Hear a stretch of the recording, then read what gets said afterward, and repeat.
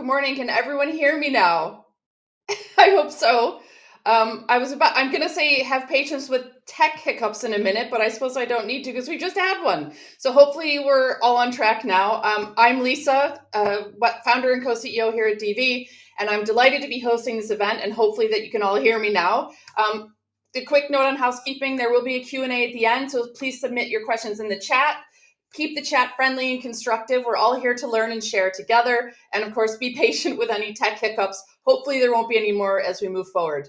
Immersive experiences have been the talk of the town now for a few years, whether it's events like Secret Cinema and Punch Drunk, mapping spaces, projections that allow visitors to step into a painting, or large-scale holographic concerts like the ABBA Voyage, or the plethora of escape rooms that have been popping up basically everywhere. It seems that the experience economy has been absolutely dominated by immersive in the post-COVID culture world. In terms of market value, immersive as a cultural form is predicted to rise to an absolutely astonishing 8.2 trillion US dollars by 2028. It's huge. And as well as this commercial potential, immersive experiences offer new ways for audiences to engage with cultural content. And this is where, as archaeologists, we're really interested in this as a cultural form. This could be looking at objects from different angles, such as at the National Science and Media Museum's Sound and Vision Galleries in Bradford, or playing a part in historical narratives in such a way that the audience are actual players in how the story progresses, which we'll hear a little bit more from one of our speakers today. At DV, we've been watching the immersive trend, and we see huge potential for archaeological work in this environment for knowledge transfer and learning that will go much deeper than the kind of blockbuster King Tut type of events that are already happening. There have already been some notable experiments with different forms of immersive communication of knowledge in learning-focused environments, including Virtual Venta, UIST Unearthed, and teams including DV, Wessex Archaeology, MOLA, and several universities such as York and Bradford, which are all experimenting with AR and VR environments. We think it's a huge opportunity for archaeology. So in this event, we'll explore both the technical and content aspects of immersive with three absolutely superb speakers, all of whom are at the leading edge of the exciting world of immersive. So our first speaker, I'm very happy to introduce Simon Cronshaw, who is a cultural entrepreneur and the co-founder of Remix Summits. Since 2012, Simon has hosted sellout summits in cities including London, New York, Sydney, Perth, Dubai, and Istanbul, bringing together change makers from different industries to explore the big ideas shaping the future of the creative and cultural industries. Also with us today is Marie Klimas. Marie is a theater maker, programmer, and producer, and founder of Coro, an arts charity specializing in immersive, interactive, and site-specific performance. As a senior producer at Coney, she produced immersive game theater show 1884, which we'll hear about later, very exciting, and created site-specific experience for English heritage and produced The Golden Key, a one-day takeover of the city involving 200 artists across 35 heritage sites for an audience of 32,000 people. Absolutely gigantic. And our final speaker, Johnny Bevan. Johnny is a seasoned experiential design specialist with a background in brand experience agencies and in-house creative teams. As a former head of operations at Grand Experiences, he helped deliver experiences that captivated audiences, balancing creative vision with commercial strategy. He's led standout projects for BBC Studios, PlayStation, Bentley Motors, and the National Museum of Australia. Really importantly, Johnny was part of the team that launched the Immerse Up Toolkit, which aims to help us all lose ourselves in fascinating stories, which I can't wait to hear more about in a little bit. So moving quickly into the first question for our panelists, I would love to hear, what does the term immersive mean to you? How do you use the concept or the technology in your practice? And how does it sort of intersect for you with narrative and play? And I think first we'll come to Marie. Tell us what you feel about immersive. So it's an interesting question because I feel like when you talk to immersive makers, everyone has a different definition. So for me, I think it's very simple. I think it means that, first of all, the audience is in the world of the story. There is no divide between performers and audiences, and there is an element of participation. And in our case, it is theater because we mostly do immersive theater as opposed to immersive experiences. Excellent. I love the idea of the audience as participants. That's something we think about quite a lot as well. Simon, what about you? What does the idea of immersive mean to you? I think lots of people get creative definition, but I think for me the most important feature of it is connection, and it's a really important way of connecting with people in very different ways. Particularly when we're sort of facing a real crisis in supply and demand in the cultural sector, where we're producing some amazing stuff, and the general population at large are wanting to engage with things that got meaning, purpose, creativity, knowledge, etc. But finding those bridging and dividing and points where we can sort of bridge and create those connection points, I think is really, really critical. And that's where immersive comes in. I think it's a brilliant, brilliant way to create very new, interesting entry points and connections with people. Absolutely. And I think certainly for archaeologists, we are always looking like how do we get from that latent interest we know is there into a place where there's a much wider understanding of how people can actually participate. And it's interesting to think about immersive as that bridge. And finally, Johnny, what does the word immersive mean in your world? Yeah, I mean, I'd probably echo the sentiments of Simon and Marie with this. I think it's really about just taking someone out of their everyday world and immersing them in something completely different, and really building that story, that world, and putting them inside of that. And I think for me, it's really playing pulling all the levers in terms of the multisensory aspects of that. So, not leaving anything off the table in terms of scent, taste, all of that to really drive home the story, and take someone out of their life, and take them on the journey with you, for just a little while. I love that. I think that's one of the most sort of powerful aspects of it is can you get people to sort of leave the world behind and be in the place and in the experience that you've designed for them. And while we've got you then, so we're going to move on to the case studies part of our discussion today, which I think is really important because we have three people here who are absolute practitioners in this, have watched it evolve, and are at the very cutting edge of doing and thinking and planning around immersive experiences. So Johnny, tell us a little bit more about your work. Yeah, so I am one half of Immersive Creative, which we are a Melbourne, Australia based consultancy, and we work with various organisations of different scale, but generally more this sort of small to medium-sized organisations and institutions. And what we've been looking at really is the entry point for people to craft or create an immersive experience, or an immersive aspect of an existing experience. So, um, myself, to go back a little bit, myself and Gary Moynihan, who's my business partner with Immersive Creative, we both come from Grande Experiences. That's where we met, which is one of those. One of many of those companies that were running the sort of Van Gogh experiences, and made a lot of visitors worldwide. I think it's pretty much been to every single city. There were multiple companies doing the same sort of experience, but that's where we came from.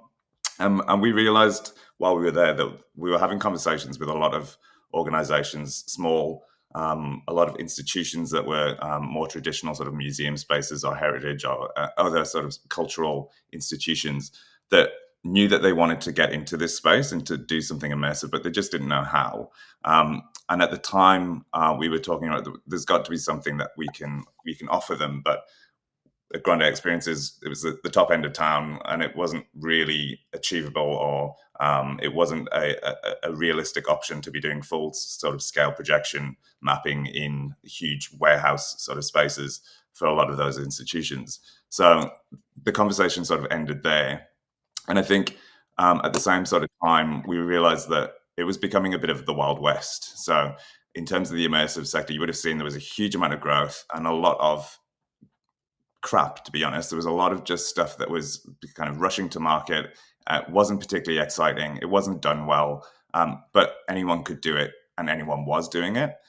So we realized that, unlike sort of the film industry or the gaming space, there wasn't really any sort of playbook or best practice for the immersive space.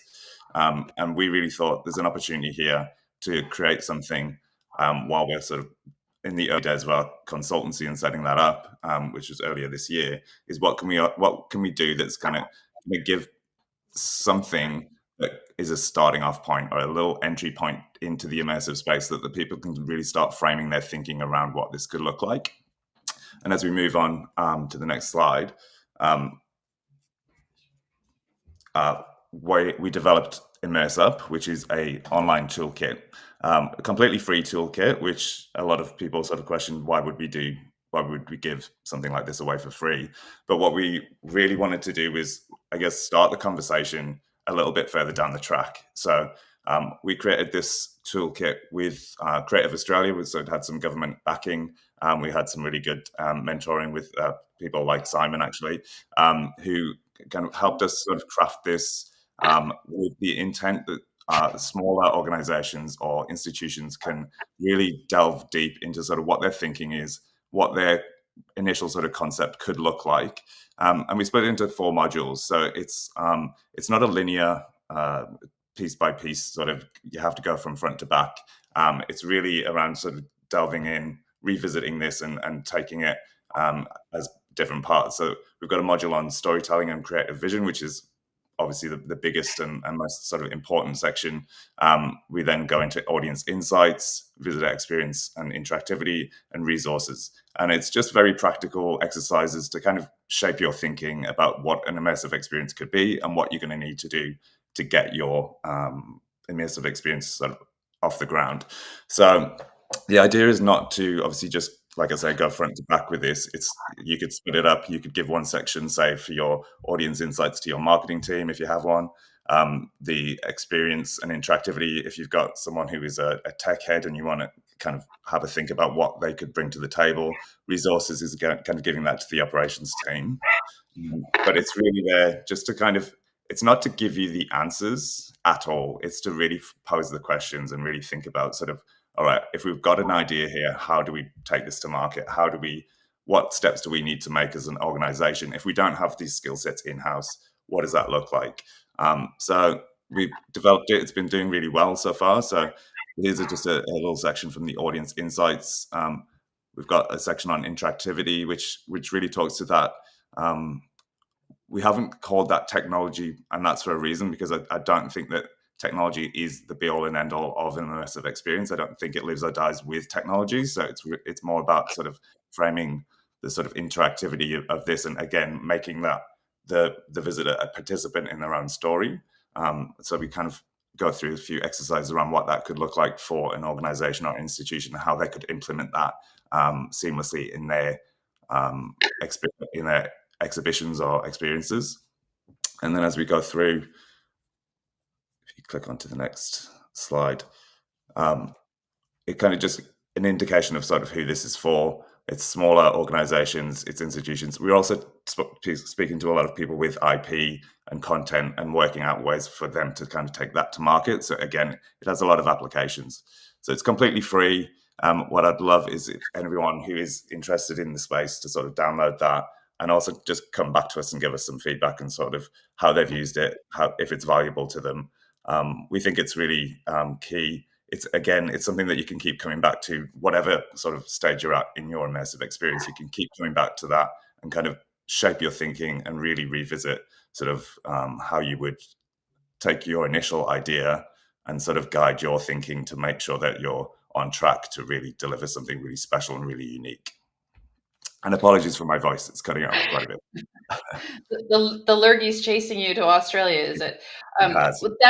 That looks like a really fantastic tool, and I do hope that everybody who's either watching live or watches the video on playback will take advantage of that tool. A couple of really key takeaways for me, for anyone who's thinking about this in an archaeology or heritage environment, is it looks like, there's guidance there for people to make this work at any scale, and it doesn't necessarily mean you've got to have a ton of money to invest in the whiz-bang stuff. And if I'm correct, in understanding what you said about the crap that kind of rushed out to market, it was probably like a lot of sounds and lights and noises and, stuff that wasn't underpinned by the actual like meat of the story, right? So if it's not necessarily about the tech, if it's about the story that makes good immersive, then, heritage and archaeology is well positioned for that, because we have all the stories. Exactly. Absolutely. I think technology shouldn't be driving the story. I don't think ever with an immersive experience, unless it is the story. If that, and there's plenty of experiences out there that do that and do that really well. But I think in the context of archaeology, you've got such rich, strong stories that the technology should be used when it's appropriate to do so, and only in a way that's going to enhance that story and drive that. And like Simon speaks about connection, if your visitor is having a more emotional connection to that story because of something you're doing, which applies an immersive to it, then that's great. It doesn't have to cost a lot of money. It can be quite small, and it can be very minor, but it can have a massive effect on that visitor experience.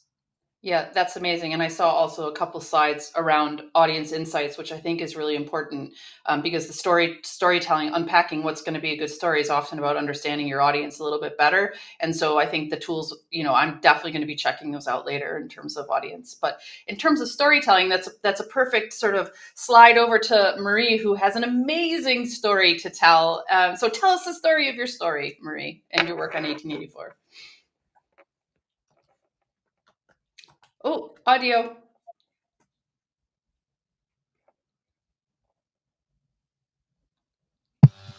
There we go.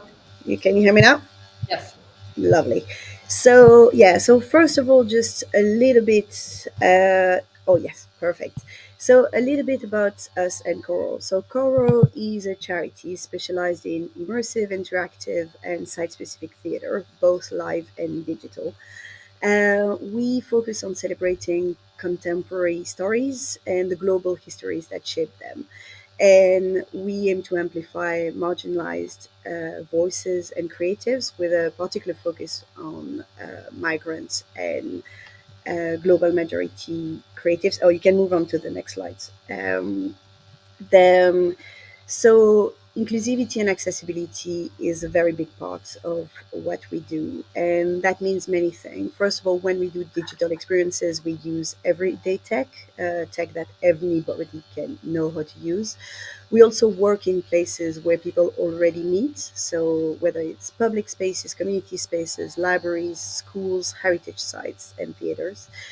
And finally, when people think about immersive theater, they think of big warehouse productions costing millions of pounds. But we do portable, tourable shows that can land anywhere with like portable set design, mobile performers, and props. To instead of transforming spaces, we enhance the characteristics of spaces to invite audiences to look at them in new ways. So now I'm going to tell you about our show 1884. So 1884 is an immersive game theater show inspired by the history of the 1884 Berlin Conference, where all colonial powers met together in. Sorry, I was in a very quiet space, and suddenly it's not anymore. But moving on. So the history of the 1884 Berlin Conference, where all colonial powers met together in Berlin in 1884 to plan the scramble for Africa and formalize it. It was created by theater maker Reane Lube and Connie Goro, and co-created with a group of artists, historians, and activists. But if you move to the next slides, and then you can scroll them because there's lots of images of the show. The show is not staged in 1884. You are, as an audience member, the new residents of a contemporary residential development called Wilhelm Street. You are met by the local MP, and there is also a local town radio with a DJ playing some good tunes. There is a local post office and the postie delivering some mail. And you've got a clerk who he's collecting council tax, which is objects from audience members.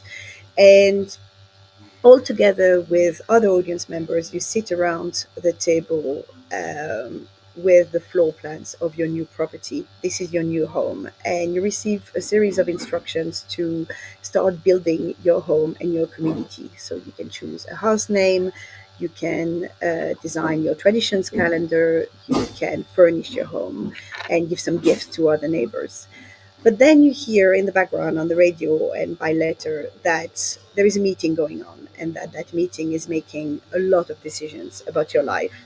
First of all, you don't really need to worry about it, but then the meeting has decided that you need to choose your host name.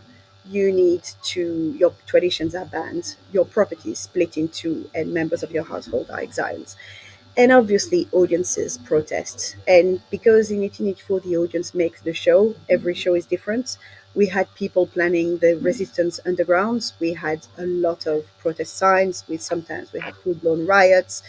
And but so yeah, so people have protested and come together in all kinds of ways. It's really a show about community and anti-colonial protest. But the best part of the show is not Act One; it is Act Two. So after an interval, people come back, and they come back 104 years in the future. They are the descendants of the residents of Wilhelm Street, and they are welcomed as part of the private view of a new exhibition talking about the lives of their ancestors. And they enter a museum, and all their possessions that had been donated at the beginning of the show are now in glass cases with captions completely transforming their lives, presenting them as those primitive, sometimes violent, uh, gullible, and compliant people. Any history of protest has been erased. History is clearly written by the victors, and and they have to watch a Q&A with museum curators telling them about their lives and their ancestors. At the end of the show, we tell more about the Berlin Conference history, and they also receive a link to the 188.4 FM experience, which is a digital resource with historical links, but also a link to an online memorials where people can share their reflections on both the history and the show. So if you move to the next slides, so the kind of key learning of why we do that type of work at Core generally. So we use play and games because for us it's the best tool to bridge the divide around complex topics. It allows us to engage audiences with widely different lived experience, people from different ages, people from different places.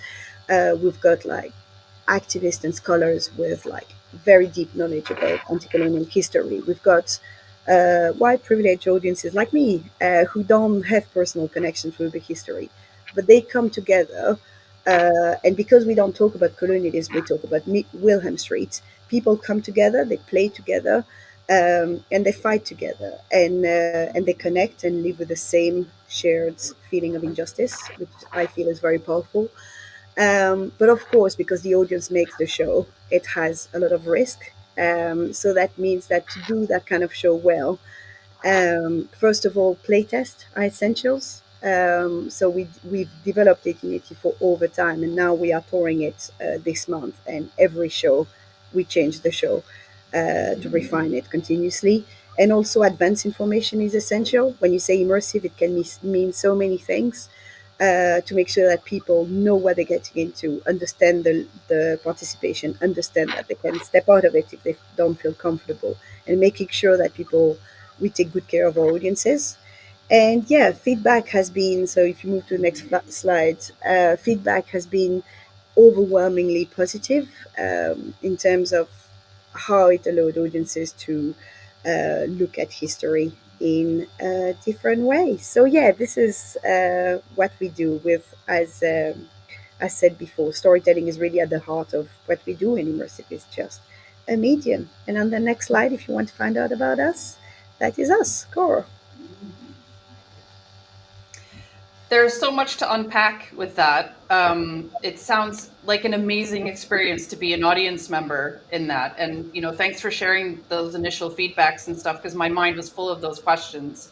And another one that I'm wondering about is whether or not people who have bonded in this experience stay in touch with each other afterward, because it feels like the kind of thing that's going to start a thought process or start an emotional process that isn't just going to end when the curtain falls, for example, on their evening together. So I would be dead curious about that. And another thing that you said was quite interesting was that advanced information is key to audience engagement. So I wondered if you could say a little bit about what kind of advanced information you're sharing with people that's helping to like set the experience for them. Yeah, so I think there are kind of three main things that first of all, it's marketing, because when you say immersive, it means everything, it means nothing. So it's for people, a lot of people are terrified of immersive experiences, and for very good reason, because there is lots of very bad immersive theater out there, or there is a lot of immersive theater where you singled out and they make you do something traumatic. And when you say immersive, interactive, and colonialism, that doesn't feel right. So, first of all, it's all marketing for people to understand what is the experience is like, what are they going to do. So we've got something called our playing audience guide, which is on our website and on all venues website, with lots of information about the nature of participation, what people will be doing. There is always the debate with any kind of shows, and immersive in particular, which is the debate between um, accessibility, inclusivity, and secrecy.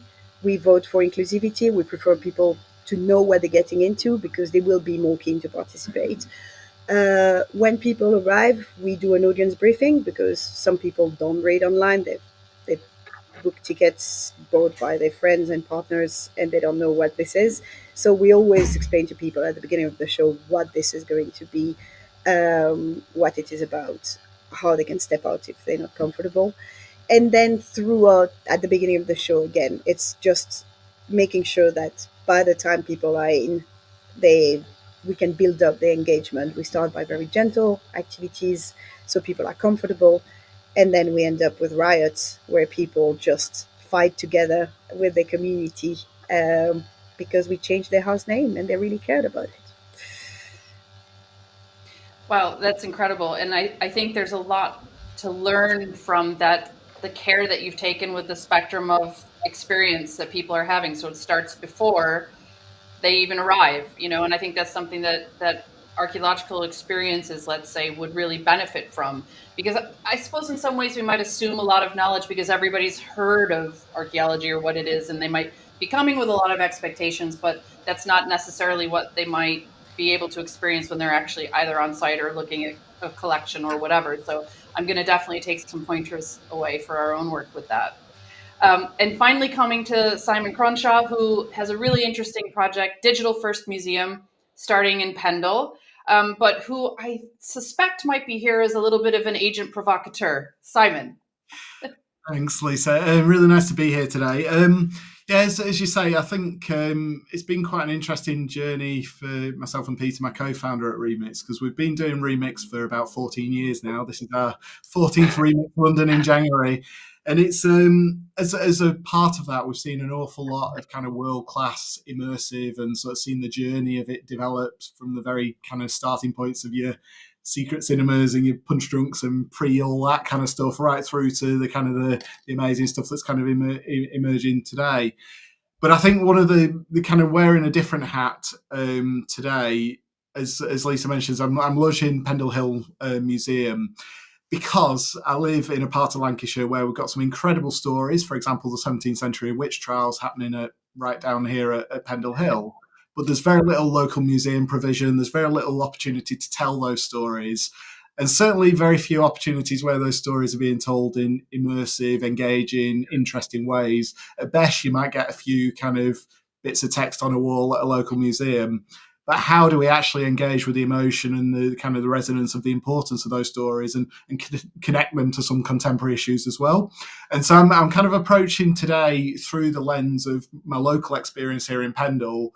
And also I've just joined the board of Burnley Year of Culture for 2027. And it's a similar sort of challenge there, where there's a lot of brilliant heritage organisations, but actually finding ways of telling their stories in more engaging, different ways that reach people where they're at, instead of expecting people to come to them, I think is an incredibly big challenge, particularly in places like Burnley and Pendle, where engagement is very, very low with culture. So I've been doing a lot of thinking about today, and what would I sort of pull out as my sort of questions, challenges, experiences. And I boiled it down to sort of three things that I think are really important, particularly when we've got no budget, and particularly when we've got loads of kind of different possible ways in which this could go. So the first thing of the three that I would say is, I'm going to channel Keith Lemon here. I'm kind of bringing in a bit of celebrity juice. what's the message? It's like he asks that of every single celebrity that goes on the show. What is the message? What are we trying to say? What are we trying to achieve by this? What's the purpose of this? And I think part of the problem with heritage organisations in particular is we're sat on so many stories that actually distilling it down to a single story and a single message and a single purpose is incredibly, incredibly difficult. We've got an abundance of riches with the kind of stuff that we deal with on a day-to-day basis. And that makes it incredibly hard to be really, really specific and narrow with a specific sort of journey, a specific story, a specific focus for immersive. So I think that's a kind of a really important sort of starting point. And I kind of channel a bit of Saatchi and Saatchi with that. Brutal simplicity. How do we nail it down rather than telling the full story, or rather than telling lots of different stories from lots of different heritage organisations? How can we have one theme, something that can be described in 3 or 4 words that people can take away? And you see that with every great immersive experience. It lands so clearly, so punchily, that you walk away knowing exactly what you've just had the revelation of, or the meaning of, or the impactfulness of. And I think that's a really big creative challenge for us to start with. Like, what is the kind of the narrow focus? Then the second sort of area that I'd focus in on is a sustainable model. And I think this is where immersive sort of splits off in lots of different directions, because you do have the kind of theatrical type productions similar to the 1884 that we've just been hearing about. But we've also got the kind of more visitor experience type immersive attractions, which is the sort of thing I'm sort of grappling with in Pendle and Burnley, which has got to be pretty much unstaffed. It can maybe have a visitor assistant, but that's about it. Certainly no budget for actors, certainly no budget for technicians, certainly no budget for anything that can kind of has to be there on an ongoing basis. So it needs to be effectively sort of self-sufficient in terms of tech, in terms of operations, and in terms of staffing, with maybe sort of 1 or 2 junior assistants there. And that then sort of sets the constraints in terms of the creativity. How do we work within those very limited sort of constraints? And what are the sort of ways in which we can sort of strip things away? Which then leads me into the third point, which I think is absolutely essential when this is done on a budget, which is being very, very specific and bringing it sort of narrower and narrower, stripping things away. And I always come back to that kind of design quote, which is perfection is achieved not when there is nothing more to add, but when there's nothing left to take away. And I think if you combine the simplicity of the form and the simplicity of the design of the experience with the impactfulness of the message that we started with and the kind of the purpose, that's where you can start to create really low cost but incredibly high impact experiences. And I think it's that combination that allows us to then staff it and operate it in a sustainable way. So I think they will be my challenges, and that's certainly what we're sort of exploring in both Burnley and Pendle with these kind of issues. Like, how do we create something that's based around a single screen, or that's based around a single act of interactivity, etc.? And that is then the starting point for the conversation. I'll leave it. I've not got all the answers, I'll tell you that much. I've got lots of questions, and I've got lots of ways of thinking about this, but that's how I'd frame it around all these questions about resource and cost and opportunity. But as long as we can really, and I would see it as that creative challenge, like it's as much a creative challenge to think through the form and the format as it is the actual sort of message and the storytelling. And a lot of heritage organizations are brilliant at the storytelling, but then narrowing that down to a specific experience, narrowing that down to a specific technology or a specific interaction, I think is where it becomes a real big creative challenge for people to grapple with. And it brings out all the best of our creative juices in that. Sure, and it's obviously very hard if your starting point is no budget and very few resources to look at the explosion of incredibly, cool seeming stuff out there and to position yourself anywhere near being able to achieve something on that scale. I was just wondering, with all 3 of those challenges / priorities that you're talking about, as you're moving through the process, is one or the other of them more important? Like, do you have a starting point, or do they all sort of move ahead together? I would always start with the first one, which is the message. I think it's what the cultural sector is really bad at, to be fair, and I think it's its biggest challenge. And when I talked before about the kind of challenges around supply and demand, the general public, this is how I would characterize it, is really seeking out, demanding meaningful, creative, knowledge-based experiences. There's huge untapped public demand for that kind of stuff. And by and large, the cultural sector, it's what we do as our day job, it's what we create, but it's also what we're terrible at bridging with general population. And I'd come back to, there's a book called Culture is Bad for You, which I'd recommend everybody reads. It's a brilliant dissection of audience data from England. And it uses the Arts Council's participation data to show there's a massive challenges when it comes to ethnicity, when it comes to class, and when it comes to gender, both across both in terms of workforce and who's actually working in the arts, and also in terms of audiences who's going to the arts. And effectively, it paints a picture of a bubble of supply and demand where the same people work in it as the same people that go to it. So the only way we can burst that bubble is by coming up with creative experiences. And the only way we can create those interesting new experiences is by being really good at talking and messaging and storytelling. And it is, ironically, what certain parts of the cultural sector are brilliant at doing. And in some ways, the heritage sector is very good at that in particular sort of aspects, when it's telling an exhibition story, or when it's telling a particular interactive, or when it's a particular sort of thing that it's designed. But I think generally that's one of the biggest challenges for the heritage sector. Like, how do we really boil down what we're trying to communicate and do it through use our liminal brains, use the liminal parts of our brains, use our the limbic parts of our brains. I've been swatting up. Use emotion, use that kind of connection point, as opposed to it all being intellectual and all being sort of the more sort of cerebral parts of our brain. How do we create that very human connection, that need for belonging, for connection, for exchange? And that's what theatre does brilliantly, and that's what heritage can really learn from.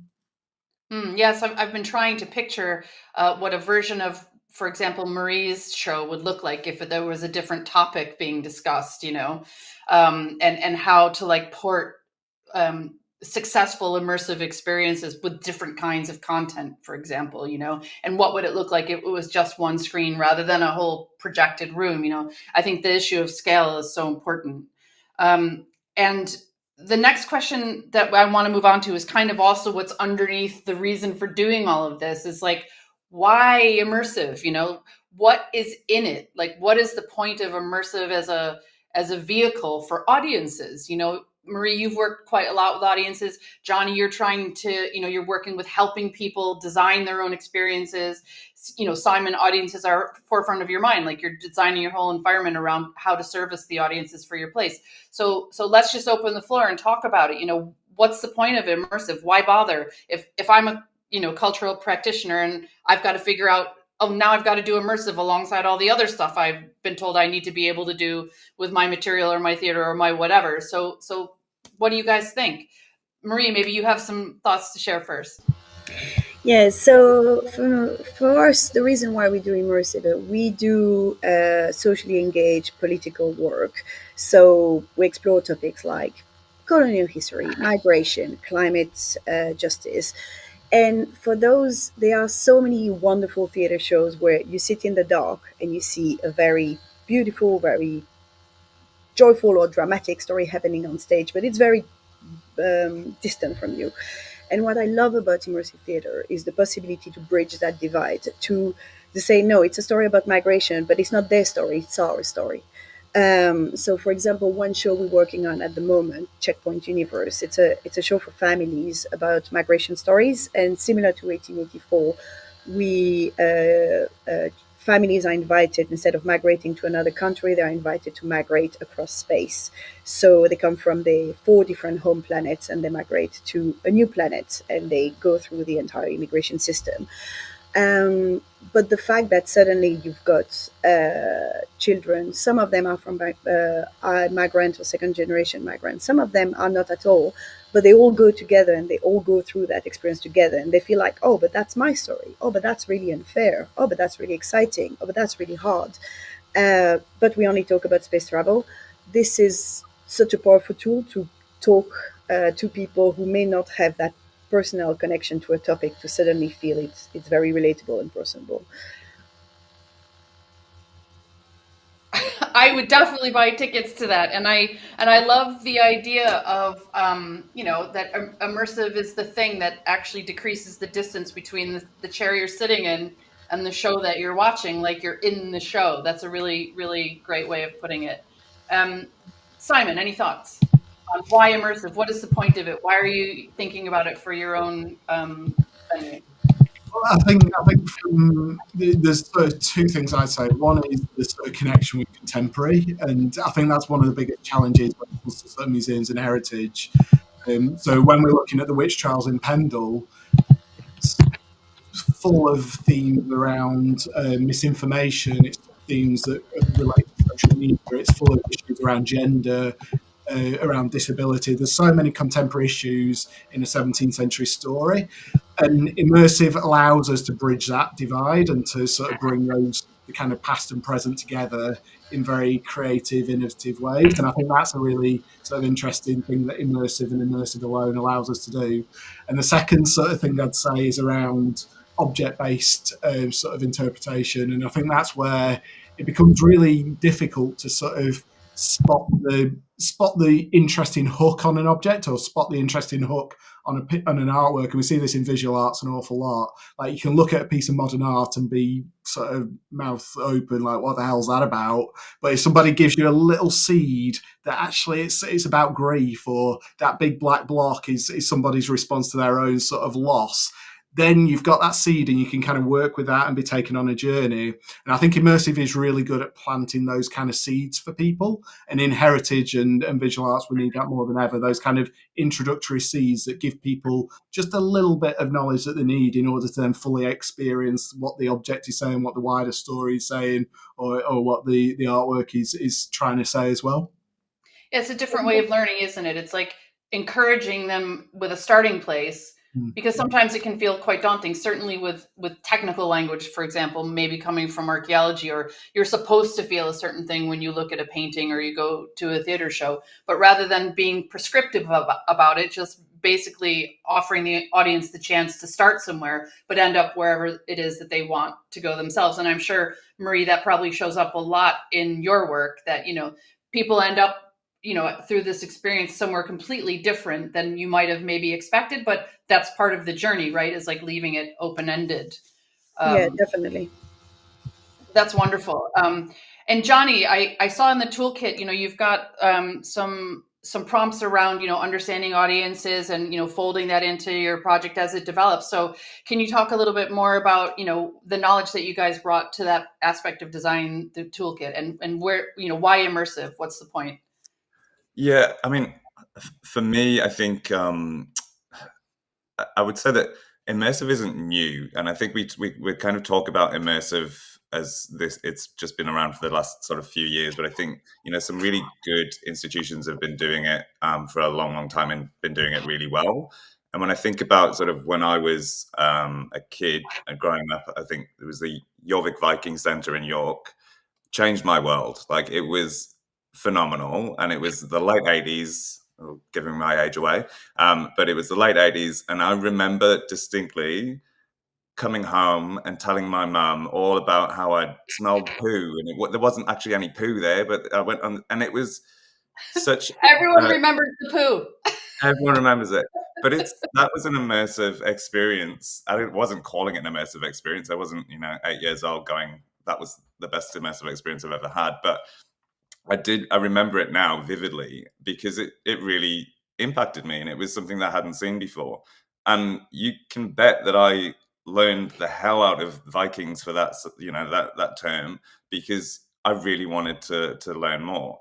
And so when I think about sort of why that matters, I think for me as a kid, like give me a book about Vikings and I might read a couple of pages, but get me involved, put me in that world, and I'm going to immerse myself in that world and really learn more and it sparks something in me. And as we know, people don't learn the same way. So that giving options and giving something that's going to enable some people to really deep dive on something that they're not going to read a full intert panel of 200 words, but they are going to remember an experience, or they're going to remember an emotion that experience gave them. So I think that's really important to remember. Is like it's not about sort of, I guess, as the curators of these experiences, not about us. It's about the audience and sort of what they get out of it, and putting them first, and really thinking about how do we enrich this experience, how do we engage them, how do we get them to really get the most out of this. And sometimes that isn't an immersive experience. Sometimes, some things are better left as they are, and I'm cool with that too. But I think there's opportunities to really enhance things in a meaningful way, that makes things more accessible to more people, and really sparks that interest. And like you say, kind of takes people on a journey that they will take with them beyond that experience. That's a really great reminder, actually, that we know that people learn better when they're having fun, and so there will have been things that have stuck in their minds about, the 1884 experience that they would not have been able to absorb from a book, but sort of go in through their pores, for example. And there's things that you probably experienced and knew about the Vikings from having been able to smell the poo that you wouldn't have gotten from any of your books or the films or whatever. And there will be some version of learning about Pendle and the resonance of those events that people won't get, and that is because of different learning styles as well, which is more and more a topic that cultural practitioners really have to accommodate and understand, especially if your objective is learning, knowledge transfer, rather than just leisure, let's say, or entertainment. There are some questions popping up, which we're going to come to in just a sec. But I was very struck by something that you said at the very beginning of your comment, Johnny, about how immersive isn't new. And there's a fantastic article, which I think we've put in the chat, called A Brief History of Immersion. It's by Patrick Allen from the University of Bradford. And it's this fantastic short research piece about how what he traces immersive experiences basically back to rituals and social practices, beginning with sharing stories over a campfire or whatever, like creating a story world environment from that, and then traces it through to the use of stained glass, for example, in cathedrals, and how the projected colors inside that space were meant to be a part of people experiencing those religious environments. The 18th century sort of smoke and mirrors that we all now use as a term to like talk about distraction, for example, and magic lanterns and things like that. And then all the way through now to 3D cinema and the explosion of these other kinds of immersive environments. But it's, it isn't new, and it doesn't have to be incredibly expensive, and it doesn't have to take you beyond, where your organization might be comfortable, but it can be about enhancing what you've already got, for people who learn and experience, content differently. So, Can I just add on to that? Because I think that's one of the conversations I've had quite a few times, because I think, as Johnny was saying, like, exhibition design has been doing this for donkey's years in some ways, and I have very similar conversations in the theatre sector, where we do all the kind of brilliant sets, and to a large extent that involves different senses with lighting design and with sort of sensory other sort of aspects. But so I think the kind of the addition of extra components is a really interesting one. Like, how do you take what we do brilliantly in exhibition design, or what we do brilliantly in set design for theatre, and sort of add that interactivity, or add that extra layer, or add that extra component, and sort of go beyond where we're at the moment. I think that's a really interesting conversation for people that are already doing a lot of these kind of skills. Yes, absolutely. And that ties in with a question that's just come in.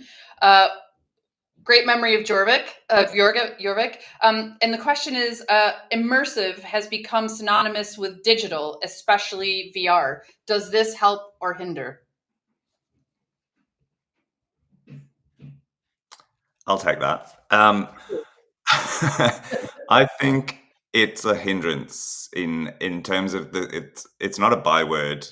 Immersive and digital are not one and the same, and I think you can have some really compelling immersive experiences that don't have any digital aspects to them. They might rely on actors or other things, but really compelling stage and set design is equally as important, I think, as any sort of tech integration. I'm not a huge VR fan at all. I think it does have its place, and it can be done really well. I just find that having to put a headset on immediately takes me out of the world that I'm, meant to be going into. So for me, VR is not necessarily the best example or tool in the tool belt, but I think trying to think of immersive separately from tech opens a lot more doors, and actually when you're up against it with a budget and you don't think, oh, we can't do this because of tech, then you don't need to. But I would say as well that the tech has advanced so quickly and is advancing so quickly that what was very expensive a few years ago is now much more accessible. And I think that's what you're seeing at the moment, the huge number of immersive experiences happening right now is because that tech is really accessible to a lot of places, and it never used to be. So I think technology and VR and all of those things are great, and they definitely have their place. But I don't think that's the starting point. And for me, it should never be a starting point of your experience, and particularly if you're talking to a bunch of archaeologists. Yes, Marie. Yeah, and I fully agree with that. And also, I wanted to say, yes, people do associate it with tech, but also tech doesn't have to be VR. So, for example, at Core, we do like digital smartphone adventures, but the tech we use is what we call like everyday accessible tech. So, for example, we use people's own smartphones, web browsers. They don't need to download any apps. They're not insanely cheap to make, but they are much cheaper than a VR experience. And in terms of accessibility, it does wonder. And so, for example, we've done one immersive experience in partnership with English Heritage, Watching the House, where people were exploring the colonial history of Marble Hill using their own smartphone and a pair of headphones, and that allowed them just to add a layer of inviting them to open some drawers, to listen to some stories. And that really allows, so you can use tech in a much simpler way, in a much more accessible way that doesn't necessarily need to be VR, and allows also to reach way more people than a VR experience. Such an important point. I'm so glad that question was asked, actually. I want to move on to another one. There is an AI question lurking in the chat, which, I will pose, but I feel like we're going to just talk about it forever. So before we get there, there is a question from Fair Gamer, which says, are there examples of ways immersive experiences have been designed with SEND and neurodiversity in mind? Sure, Marie. I'll take it. So we've done a lot of work both with Coro and my other theatre company, 27 Degrees, in terms of how to improve the accessibility of immersive theatre, and it is very hard. And one of the reasons why it's very hard, it's because the traditional access features that you would imagine for theatre are very hard to implement. So but for example, for 1884, we do relaxed performances. A lot of the advanced information I discussed earlier still applies. We do relaxed performances where people can come in and out at any time. No loud noises, no bright lights. We work with access specialists to make sure that they are available for neurodiverse people. But also one thing to mention, and that is where it comes tricky, particularly to immersive experiences, is the fact that one person's access requirements gets in the way of somebody else's access requirements. So I think it's a lie to say that you can make a fully accessible immersive experience. It's impossible. I think you need to choose this particular experience. Who is it accessible for? And really make sure that we talked earlier about playtest, that you do playtest it with disabled people, neurodiverse people who come to your show and tells you what you are trying to do is effective. And it's not perfect, definitely, but we are getting better. And the two examples I throw in, one is Secret Cinema's model is to give people stickers. And if you wear that sticker, it removes all of the interactivity, or it removes a lot of the kind of where actors come at you and that kind of stuff, which is even for a lot of people, it's very overwhelming to have that sort of level of engagement. So I think that's a really, and a lot of people that I've been with have used those as a way of sort of having their level of interactivity, and I think that's been a really, really important piece of the puzzle. And the only other thing I'd throw in is Undershed at Watershed, which is their immersive space. They're just currently doing a piece on ADHD and actually using immersive as a way of exploring what the experience feels like as a person with ADHD, and a way of sort of enabling others to kind of bridge that divide and understand more about the condition. So I think immersive can be a really important point in education and sort of sharing that experience with others, as well as the actual sort of design of the immersive experience for people. That's fantastic, Simon, and so important. Oh, sorry, Marie, go ahead. No, I was just wanted to say, and yes, there are companies who specialize in only that type of work. Like I would recommend to check out like Oily Card, for example. They do extraordinary work. Frozen Light is also really good. So it's worth to check them out, because we're trying to improve our work, but we are not a disabled company, but some companies are, and they are wonderful. Amazing. Thank you both. And then finally, I'm going to come to the AI question. And I say finally because I know that this is an endless topic for all of us at this point. But the question is, AI, do you use it? How do you view the ethical complications of using AI in immersive tech? Can it be helpful, or is it taking away from the creative process? So who wants to start that one? I can begin from a Remix perspective. This is putting my Remix hat back on. With Remix over the last few years, we've done a lot of programming around AI, and sort of we've had a lot of conversations around the ethics and the IP issues and sort of challenges around the fundamentals of AI. This year, we're focusing predominantly on the creative process and the interaction between creatives and AI. And we're sort of looking at how people are using it. AI is a reality of life. It's going to happen. So how are people making the most of it and using it as an opportunity to push their creative boundaries and to work in interesting ways with it? So we've just confirmed Google DeepMind and others will be talking around how they're working with artists in residence to really both push the technology and also push the creative process. So that's something we're really focusing on at London in January. Fantastic. Marie or Johnny, do you have any thoughts about AI and immersive tech? Of course I do. Yes. Look, I think for me, there's a couple of things with AI for me, and I think there's a great opportunity with it to, like we've just been talking about, accessibility. And I think, it's not realistic for some small organizations to have a translation of every single piece of information out there in all the languages that their visitors might, because they just don't have the funds to pay for an interpreter to do that. But AI allows that opportunity. So I think ethically, unless you have, the funds to pay for an interpreter, like I think it outweighs that sort of the bad aspects of AI to give accessibility to others that might not have had it before that. So I think I'm much more interested in using AI in that sense.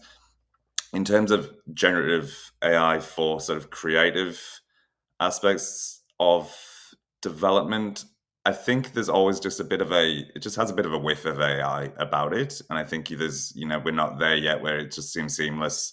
And so I think I can always kind of spot it a mile off, because it just has that sense of an AI component to it. So I think for me, it's not really a case of we can all go in and develop all these creative ideas through AI, because I don't think you'll get the best result out of it. You might be able to sort of take shortcuts with that, but I also think that there's people that are really skilled creatively, that do some excellent work, that we should be employing as much as possible, because they're fantastic at what they do, versus a use of an AI bot to create something that no one's particularly happy with. And I kind of come back to I think about it like for me, it's like flat pack furniture. And I think,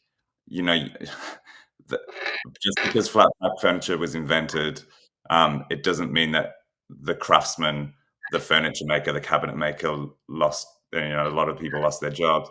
But in terms of the value of the craftsman, I think you can't understate that, and I think that's something that we can't lose, and particularly in this space. So I think with AI, it's just not there yet, and I don't think we're there. We'll be there for a long time. But I think there are aspects of it that we can use around the experience, but just not driving the creative, if that makes sense. It totally makes sense. Thank you so much. That was a really in-depth consideration, and I think the ethical complications are different to the other kinds of complications it might introduce, and that's something we could probably spend more than an hour talking about in and of itself. So there is a question for me actually in the chat, which is nice because that usually doesn't happen, around whether or not DV has any plans to use immersive. And what I can say, Doug, is that we've been thinking about immersive for a long time, and we feel like a lot of what we do already is immersive. We design experiences and we bring as much as we can across from the digital world into the physical world. We've spoken at Remix about hybrid experiences. So if the question is, are we gonna dive deep into using tech, let's say somehow to increase or extend those experiences, I think in a smart way, and only if it's adding something that we can't do otherwise.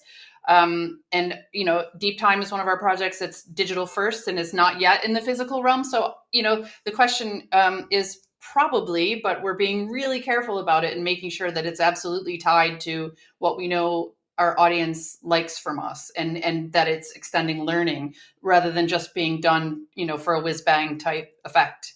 So watch this space, Doug, as always. Anyway, we're a little bit over time. Thanks all in the audience who stuck with us for an extra 5 minutes or so. I've learned so much from this, and we'll be following up with each of you about what you've shared today. So just wanted to say a big thank you to Simon, Marie, and Johnny for joining us, and for sharing your learning and all the great resources that you've put in the chat for us. And look forward to more DV events in the future. If you like what you've heard today, you can contact Simon, Marie, and Johnny online, and also sign up for the DV Trends newsletter, where we'll be sharing more information about our next event and topics into the future. So thanks again, everyone. See you soon. Thank you.